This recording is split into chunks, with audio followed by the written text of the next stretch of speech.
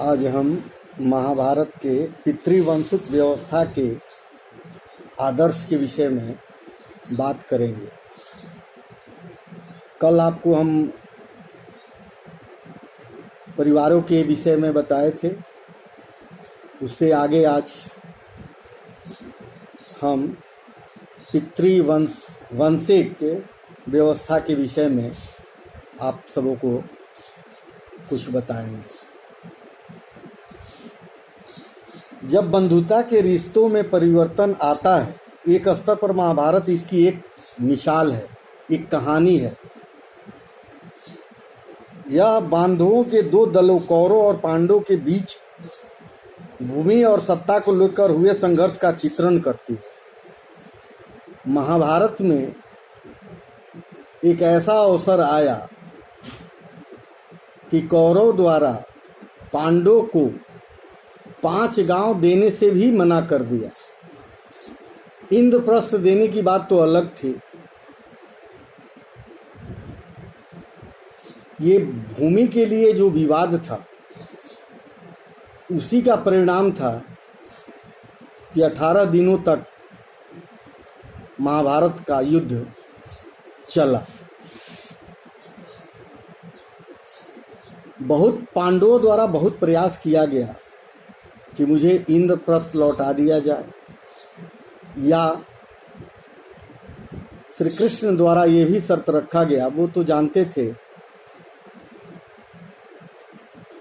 कि दुर्योधन हठी है और किसी भी समझौता को वो नहीं मानेगा।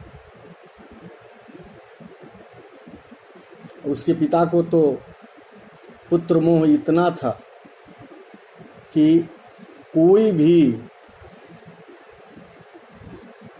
उसकी हठ और बातों को काटने में वो समर्थ नहीं थे। वो भी चाहते थे कि पूरे भूभाग पर मेरे बेटा दुर्योधन का ही वर्चस्व रहे। काफी प्रयास करने के बाद भी जब कौरव और पांडव के बीच भूमि विवाद का कोई समझौता नहीं हो सका, तत्पश्चात युद्ध होना सुनिश्चित हो गया।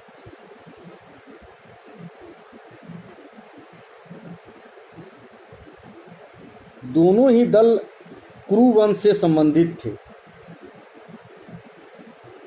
जिनका एक जनपद पर शासन था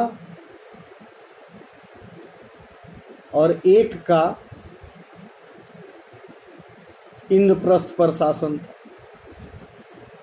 यह संघर्ष एक युद्ध में परिणित हो गया, जिसमें अंत में पांडवों की विजय हुई। इसके उपरांत पितृवंशिक उत्तराधिकारों को उद्घोषित किया गया। हालांकि पितृवंशिकता महाकाव्य की रचना से पहले भी मौजूद थी। महाभारत की मुख्य कथा वस्तु ने इस आदर्श को और सुदृढ़ किया। इसके पहले भी समाज में पितृवंशिक व्यवस्था लागू थी, परंतु इस युद्ध के पश्चात भी यही व्यवस्था लागू रही।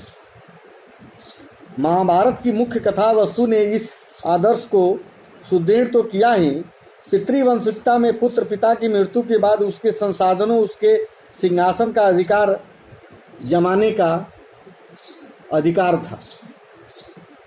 पिता के मरने के बाद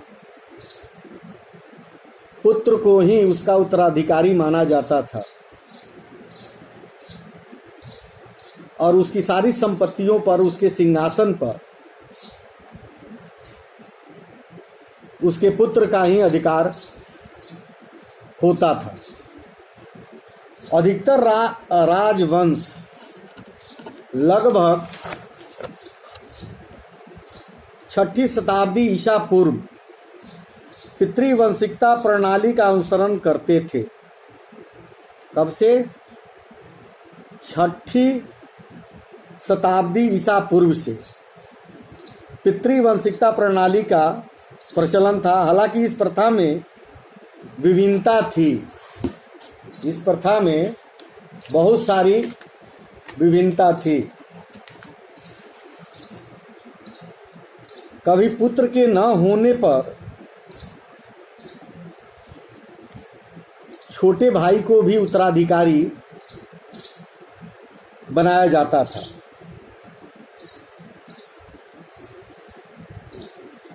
कभी कभी ऐसा होता था कि पुत्र रहने के पश्चात भी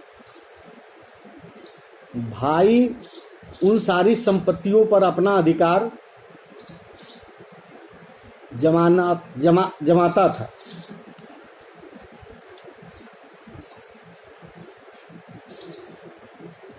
कुछ ऐसी परिस्थितियां भी बनी है जिसमें स्त्रियों का भी सत्ता का उपयोग करते हुए पाया गया है। जैसे उदाहरण स्वरूप प्रभावती गुप्त का एक उदाहरण है कि वो भी कुछ दिन अपने से सत्ता का प्रयोग की थी। पितृवंशिकता के प्रति झुकाव शासक परिवारों की कोई अनूठी बात नहीं थी।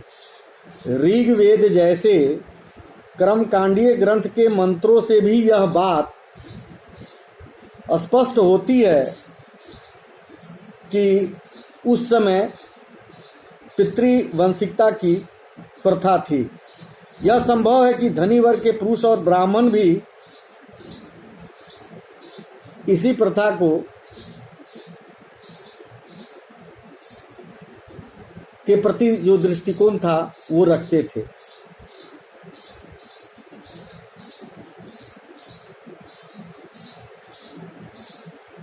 बहुत सारे महाभारत के प्रथम अध्याय में भी कौरव और पांडवों के बीच हुए संघर्ष का चित्रण किया गया है।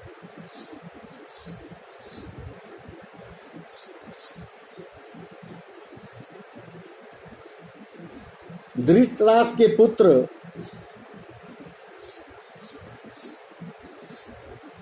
सौ कौरव थे, जबकि उनके 5 पांडव भाई थे। चूंकि धृतराष्ट्र नेत्रहीन थे,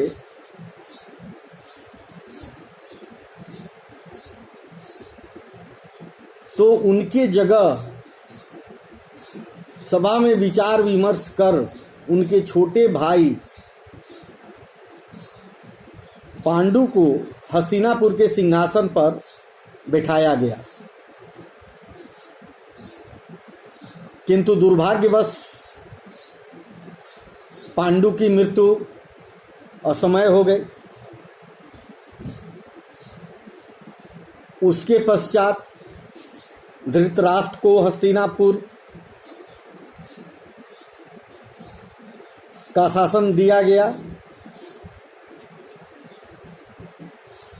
जैसे जैसे बच्चे बालिक होते गए, हस्तिनापुर की जनता पांडव पुत्र के प्रति अपनी सहानुभूति रखने लगे और वो चाहते थे कि पांडु पुत्रों में से किसी को हस्तिनापुर का राजकुमार नियुक्त किया जाए, क्योंकि कौरव के पुत्रों के अधिक योग्य पांडव पुत्र थे। इस बात से दुर्योधन पांडवों से काफी ईर्ष्या द्वेष करने लगा। वह अपने पिता के पास गया और बोला,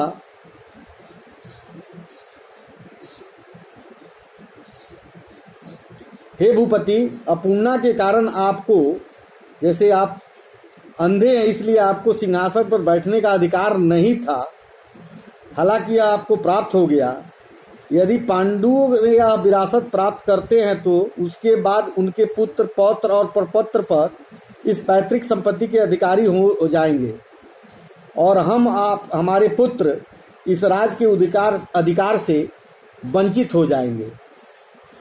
पूरे हस्तिनापुर पर बराबर का पांडवों का अधिकार हो जाएगा और हमारे वंशज पर का अधिकार कभी भी हस्तिनापुर पर नहीं हो पाएगा। अगर हम इस सिंहासन से दूर हो जाते हैं तो यहाँ की जनता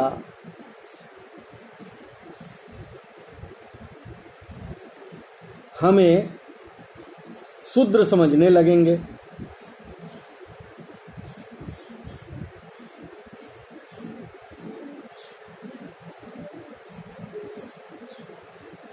और इसी तरह उसकी हठ धर्मिता के कारण ये महाभारत युद्ध हुआ। तत्पश्चात पांडवों की विजय हुई और कौरवों का परास्त होना पड़ा। युधिष्ठिर हस्तिनापुर के राजा घोषित हुए और पूरे प्रजा में उनकी जय जयकार हुई। आगे के व्याख्यान में हम उस समय के विवाह के क्या नियम थे इस पर हम चर्चा करेंगे। धन्यवाद।